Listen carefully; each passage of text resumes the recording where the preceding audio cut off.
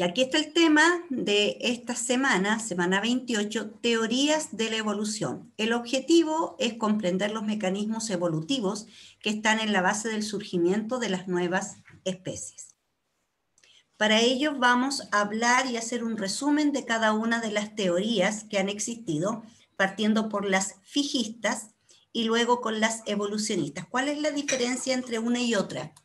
Que las fijistas creen, ¿no es cierto?, que las especies han sido creadas por un creador y que estas especies se han mantenido inmutables a través del tiempo. ¿Qué significa? No han cambiado, se mantienen igual. Pero aquí justo en el siglo XVIII comenzó, ¿no es cierto?, la discrepancia, eran fijistas, pero también creían, ¿no es cierto?, que las especies iban cambiando, iban evolucionando a pesar de ser fijistas creacionistas. Vamos a partir con el primer fijista, que es Carlos Linneo. Él habla de clasificación y evolución. ¿Qué significa esto? Él vio la necesidad de que esta variedad de especies debían ser clasificadas, primero dándoles un nombre, agrupándolas por ciertas semejanzas y de esa manera irlas clasificando. Lo que hoy en día llamamos que pertenecen al reino vegetal o al reino animal o al reino fungi o al reino protista, que significa pertenecen a un grupo porque tienen características similares y alguna que otra, ¿no es cierto?, que la hace diferente. Entonces, él fue el primero en plantear un modelo de clasificación de especies. Pero esta clasificación, dice él, que también da el surgimiento a un árbol genealógico. ¿Qué significa este árbol genealógico? Que todos tenemos un ancestro en común. Que este ancestro en común da origen a nuevas especies y estas especies van teniendo algunas modificaciones, por lo tanto se van separando en estas ramas de este árbol que cada vez las va haciendo más distintas a una de la otra hasta conocer la variedad de especies que hay en la actualidad. Pero todos, incluidos nosotros, compartimos un ancestro común. Se dice que nuestro ancestro común es una bacteria procariota primitiva llamada Arqueobacteria que en la actualidad aún existe. ¿Por qué hablamos de que ella es nuestro ancestro en común? Porque es el primer ser vivo que aparece en nuestro planeta, ¿ya? Entonces, él habla de estas especies, de cómo poder clasificarlas, pero también dice que reconoce cambios en ellas que la hacen distinta al otro, por lo tanto, ese cambio puede ser un proceso evolutivo, a pesar de que él es fijista.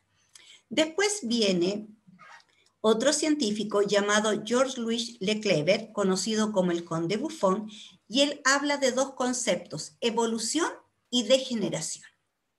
Pero él dice que nuestro creador no hizo especies perfectas, sino que estas especies, al no ir funcionando bien, se han ido extinguiendo. Entonces, por eso él dice que nuestro creador, no todas sus obras han sido perfectas.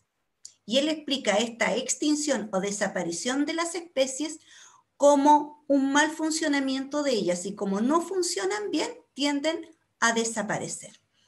Él acepta los cambios evolutivos, pero él no habla de evolución, sino lo que hoy día decimos como involución, o sea, retroceder. Y él le acuña el concepto de generación. Por eso se habla de una evolución inversa. Él dice que todos los cambios que tienen estas especies las hacen ir retrocediendo y no evolucionando. Entonces, ¿qué dice él? Que los monos, como ejemplo, son una degeneración de lo que es el hombre y que el burro es una degeneración de lo que es el caballo. ¿Qué significa? En vez de avanzar, se retrocede, ¿ya? Y por eso habla de esta degeneración. Después tenemos otro científico que es el primero en hablar de la paleontología, que es Georges Cuvier. Él habla del estudio de los fósiles, o sea, él empezó a estudiar los restos de fósiles. Cuando empezó el estudio de estos fósiles, empezó a visualizar estas estructuras, a ver las características de estas estructuras, ver cuáles de ellas eran similares, cuáles eran distintas, ¿no es cierto?, para poder clasificarlos. Y de ahí nace una nueva ciencia que es la anatomía comparada, que significa comparar a las especies según estructuras, según funciones de órganos, se pueden ir comparando. Y es él el que habla en el futuro de estructuras homólogas, de estructuras análogas y estructuras vestigiales que estuvieron, que existieron, pero que en la actualidad no le damos ningún uso. Entonces, él también reconoce que hay una evolución y que hay una extinción, pero él explica estas extinciones debido a catástrofes que han ocurrido en el planeta y que estas catástrofes han sido de tal magnitud que han hecho que muchas de las especies desaparezcan. Por ejemplo, la desaparición de los dinosaurios fue producto, ¿no es cierto?, que dice una de las teorías de la caída de un meteorito. Cayó este meteorito, como consecuencia un gran incendio, la atmósfera se llenó de humo, el humo no permitió dejar la radiación solar, los vegetales no pudieron hacer fotosíntesis, desaparecieron los vegetales, como no hay vegetales no hay alimento, desaparecen los herbívoros y así sigue la cadena y en esta cadena, ¿no es cierto?, desaparecen estos animales de gran tamaño, de mucho mayor tamaño que otros, que se creían, ¿no es cierto?, mucho más evolucionados, pero se extinguieron en su totalidad. Por lo tanto, él no habla de que el creador ha hecho mal las cosas, sino que lo que ha pasado es que en nuestro planeta han ocurrido estas catástrofes. Y por eso que existe una gran variedad de especies. Se extinguen y se vuelven a crear nuevas especies. En relación al equilibrio dinámico, esto lo estudia un abogado que a su vez también es geólogo, de apellido Lyell, que es contemporáneo a Cuvier. Pero él que estudia estos cambios geológicos que han ocurrido en nuestro planeta y también estudia los cambios biológicos en ciertos periodos de tiempo, en donde han surgido extinciones y creaciones. Él escribe un libro que es su obra llamada Principios de Geología. Este libro lo leyó Darwin y le sirvió de inspiración para los estudios que comenzó a hacer él. Hasta ahí estamos hablando de fijistas. Reconocen que hay cambios en las especies, pero no aceptan la evolución de la especie, ¿ya? Y desde ahora en adelante estamos hablando de evolucionistas. Ellos creen en la evolución de las especies, pero no creen en la creación. No creen que las especies nacen, se mantienen fijas e inmutables, que eso es lo que creen los anteriores, ¿ya? Y que cualquier cambio que ocurrió, según los científicos anteriores, es debido a diversas situaciones, pero no que la especie fue evolucionando producto de los cambios que hay en el medio ambiente. Entonces, Lamarck es el primero que habla de la adaptación de estas especies y uno de sus principios habla de la necesidad de crear un órgano. ¿Qué dice acá? Dice que existen fuerzas, que estas dos fuerzas van a causar la evolución. Una de las fuerzas es el principio que dice tendencia de la naturaleza hacia la complejidad. ¿Qué significa esto? Que debido a lo que pasa en el medio, ¿no es cierto?, que es la naturaleza, se está haciendo de que estas especies generen o creen órganos que van a ser mucho más complejos. Y hay otra fuerza que habla de la acomodación de los organismos en su medio externo y también habla de la herencia, o sea, los cambios que logran ocurrir en estos organismos, esos cambios se van a heredar a las descendencias futuras. Y ahí habla de la ley del uso y del desuso de los órganos, o sea, si los uso, se van haciendo más complejos, si los dejo de usar, se atrofian y desaparecen. Y también habla de la herencia de los caracteres adquiridos. Pero también él es defensor de la generación espontánea. ¿Qué significa generación espontánea? Muchos de los científicos del siglo XVIII hacia atrás creían que todas aquellas especies de pequeño tamaño, como los ratones, los microorganismos, nacían de manera, ¿no es cierto?, espontánea, o sea, no había una reproducción, sino que podían nacer en cualquier parte. Por ejemplo, hay algunos que decían que si acumulábamos ropa sucia, en esa ropa sucia podían crecer ratones. Otros hablaban que si había un lugar con un charco, podrían haber organismos que iban a generar pies con membranas dactilares que iban a poder caminar en este charco, pero eran pequeños, no estamos hablando de patos, sino que de organismos más pequeños, o que iban a tener otros cambios para poder reproducirse ahí de manera espontánea, sin la intervención de un macho o de una hembra, sino que llegaban y salían. Como salían las moscas, los gusanos y todo ello, daban esas explicaciones. Si tú dejabas en el granero semillas de lo que habías cultivado o vegetales, de ahí iban a aparecer. Ellos nunca pensaron de que eso, como servía de alimento, obviamente iban a llegar ratones de otro lado a alimentarse, o que la ropa sucia el ratón la iba a usar para hacer su nido y poder reproducirse. Entonces, como eso ellos no lo veían, no hablaban de reproducción, sino que aparecían estas especies de manera espontánea. Que más tarde Pasteur dijo, eso no es así, hizo un experimento y demostró que no existía la generación espontánea.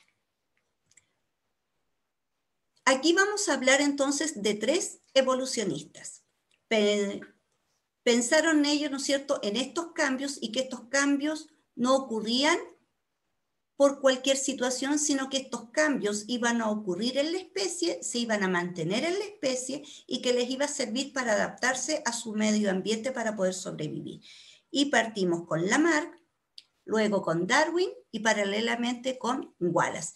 Ellos son los 3 evolucionistas del siglo XIX, o sea, ya ellos demuestran a través de los estudios, de todo lo que han visto, ¿no es cierto?, que estos cambios son producto de una evolución y tienen que contrastarlo, ¿no es cierto?, con evidencias para justificar lo que ellos están diciendo sobre la evolución.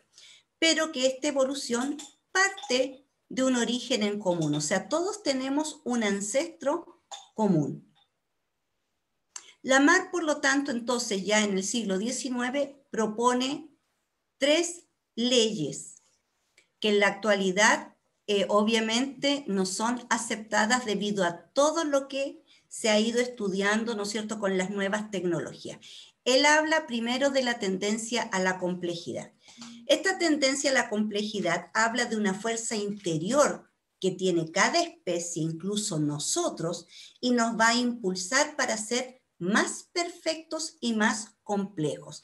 Y esta perfección y complejidad nos va a servir para adaptarnos a nuestro medio ambiente. Y para ello vamos a ir generando nuevos órganos y esos nuevos órganos se los vamos a heredar a las nuevas generaciones. 2. Aparición de adaptaciones. ¿Qué significa esto? Él habla aquí del uso y del desuso. Cuando aparecen órganos nuevos, si yo los uso, este órgano se perfecciona, se hace más complejo, ¿no es cierto? Y puede persistir en el tiempo. Pero si yo ese órgano lo dejo de usar, se va a empezar a atrofiar y va a tender a desaparecer. Por ejemplo, el coxis es algo que desapareció. ¿Qué desapareció? Se supone que nosotros teníamos cola y por eso que quedó esa huella, el coxis, porque en algún momento tuvimos cola, ¿ya? Así como otros rasgos que ya no funcionan, pero quedaron y eso hablan de que tuvimos una evolución, pero no como lo dice Lamarck, ¿ya? Él habla de que aparecen estos órganos, si yo los uso, perfecto, los dejo de usar, se atrofian. Y por último, la herencia de los caracteres adquiridos, que significa que cada cambio que ocurre en el cuerpo de la especie o en nuestro cuerpo, por ponernos de ejemplo, nosotros los vamos a heredar. Por ejemplo, yo este verano quiero ser rubia, tengo un pelo castaño oscuro, pero me lo voy a cambiar y me lo voy a teñir rubio. Y como voy a tomar sol, ya mi piel no va a ser tan clara y va a tener un tono más tostado que a mí me va a gustar. voy a quedar embarazada, por lo tanto mi hijo va a salir de pelo rubio y con piel tostada. ¿Eso ocurre o no ocurre en la realidad? No ocurre. Por lo tanto, ¿no es cierto? No existe la herencia del carácter adquirido.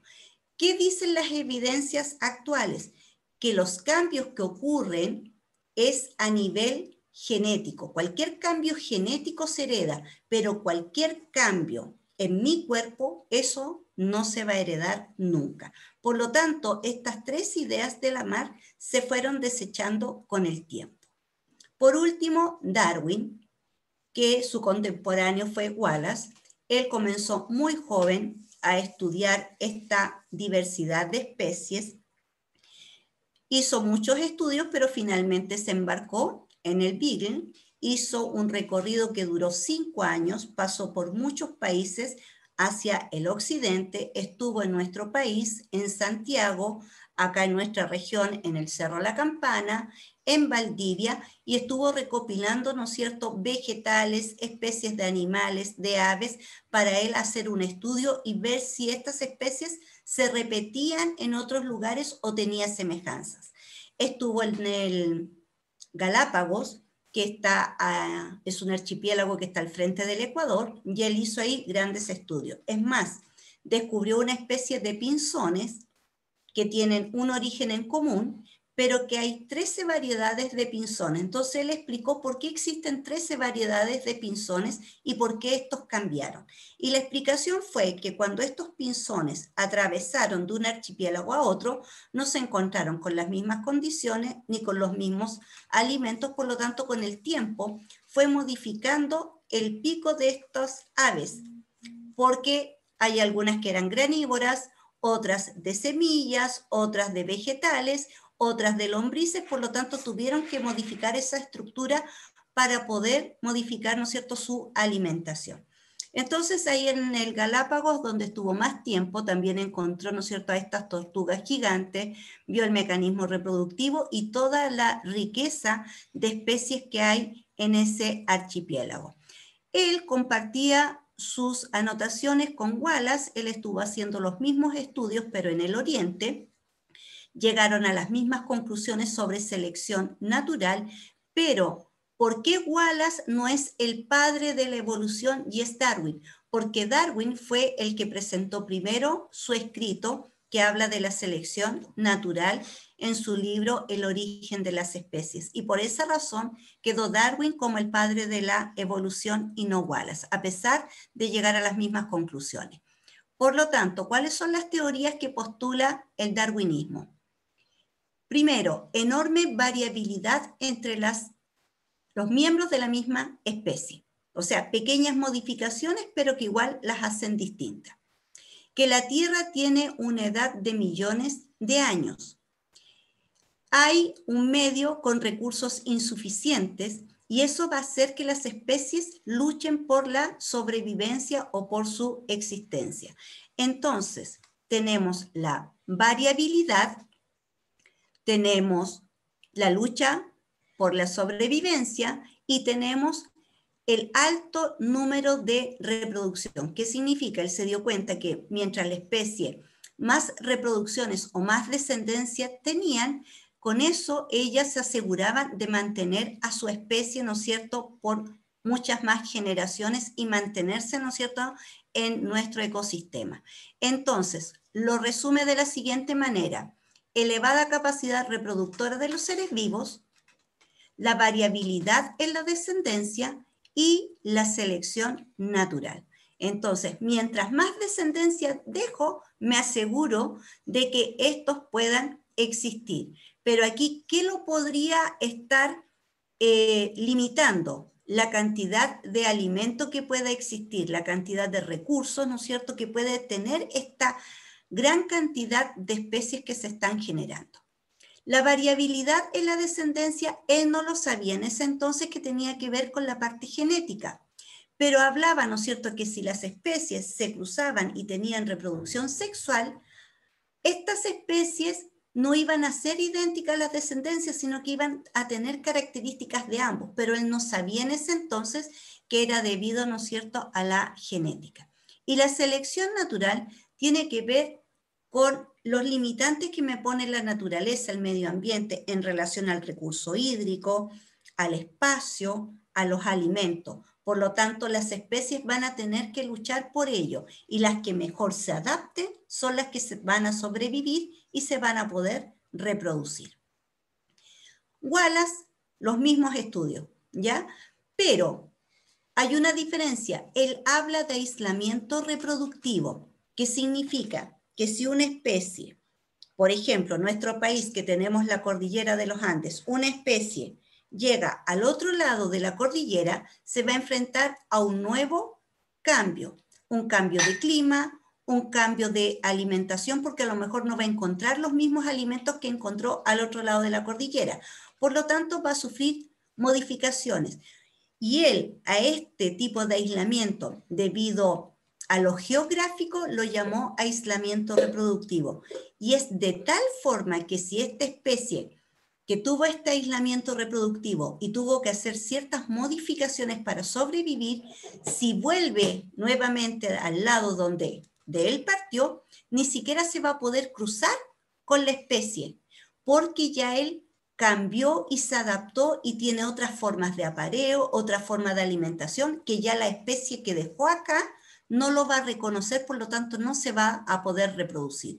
Y va a pasar lo mismo si cruzo un río, si me cambio de lugar y quiero volver, ya hay cambios y estos cambios no van a permitir que se puedan volver a reproducir.